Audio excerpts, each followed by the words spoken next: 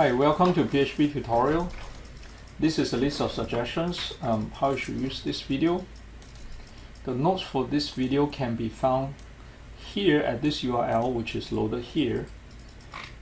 Now we are going to start EG010 MVC pattern, so I'm going to scroll down here.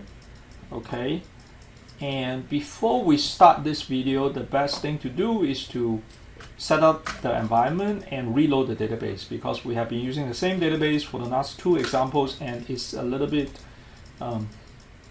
can be a little bit mess up the records inside, so we're going to rebuild it.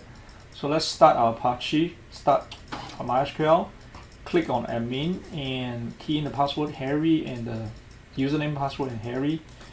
Username is Harry, password is elbow monkey with the wrong spelling, so you are in. So the first thing we want to do is we want to rebuild a Kung Fu Panda shop, okay? And this is our EG. We are going to use the same database EG00 that we use in EG008 and EG009. So click on that. Control C to select everything. Control C to copy. Come over here. Go to SQL. Control V to paste. Click on Go. You should be able to do everything. Okay. Now if you look at Kung Fu Panda shop, look at products. Every record is good now. Okay. All right. So the next thing you want to do is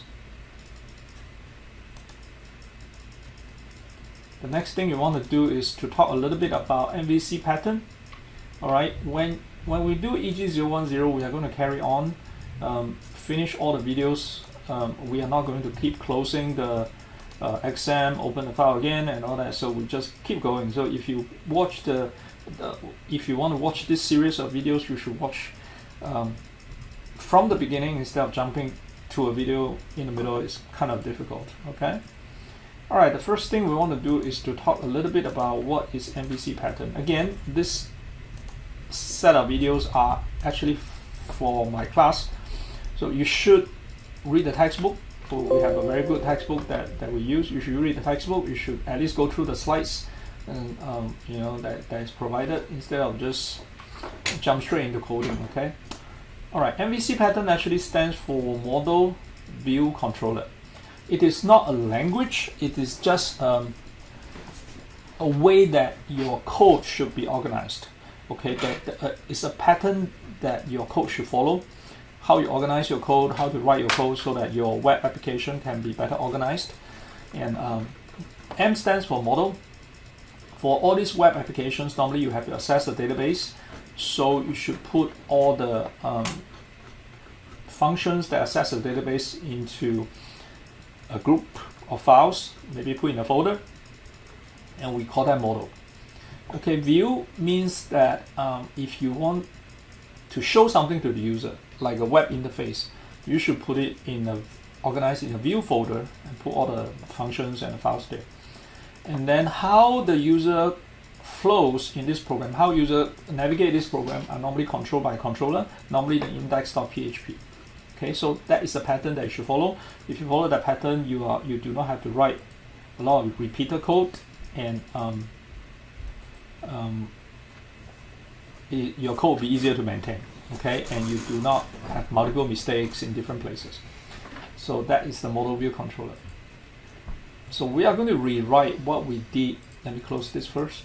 And we are going to rewrite what we did in EG009 and reorganize the code into model view controller. So as you can see, we are going to do a lot of copy and pasting and changing stuff instead of writing from scratch.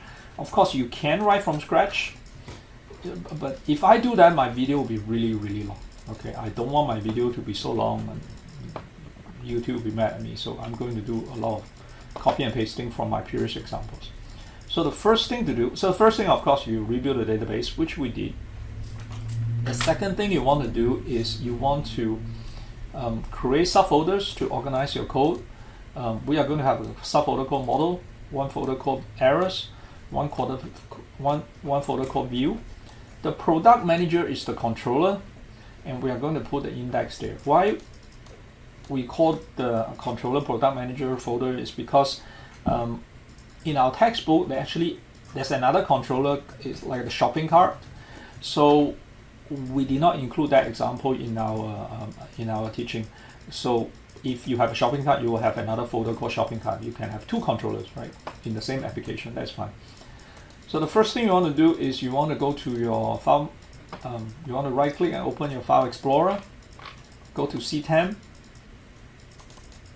myphp, and create a new folder. Right click here, new folder, eg010. Click on it and go in, and inside, before you even start, you're going to create the folders to separate your code into model view and controller. So the first thing you want to create, right click, new folder, is product underscore manager. Product manager is your controller, and another folder called model. Obviously you put all your model inside. And then the textbook example actually created a new another folder called errors. Okay, which I think is because they have two controllers and they share errors. Okay, but if you only have one controller, maybe you don't need to do that, but we can do that anyway. And then finally the view. Okay, I always think errors should be view, but anyway, you can always put them separate. So you have the controller, you have the model and the view, and the extra folder called errors. So, and then we are going to do the actual coding. Okay. So the first thing you want to do is to write the code to connect to the database.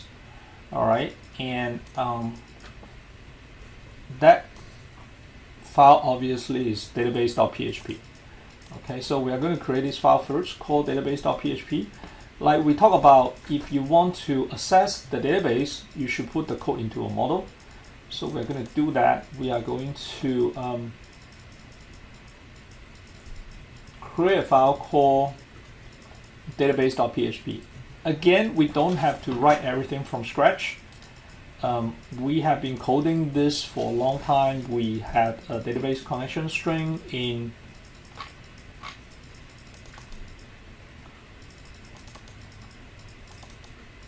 eg008. We call it eg008a connect database. We can just copy that code, paste it here, and let me close this.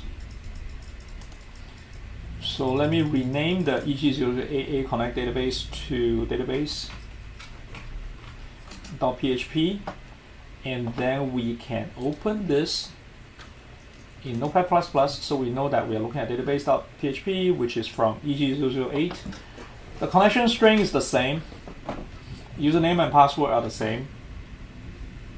Try is the same, so if I uncomment this, I should be able to connect to the database. So let's try that. Let's go to the myphp. Let's see the effect. Click on eg010, click on model, your database is here. You should see successful in connecting to the database. All right, good.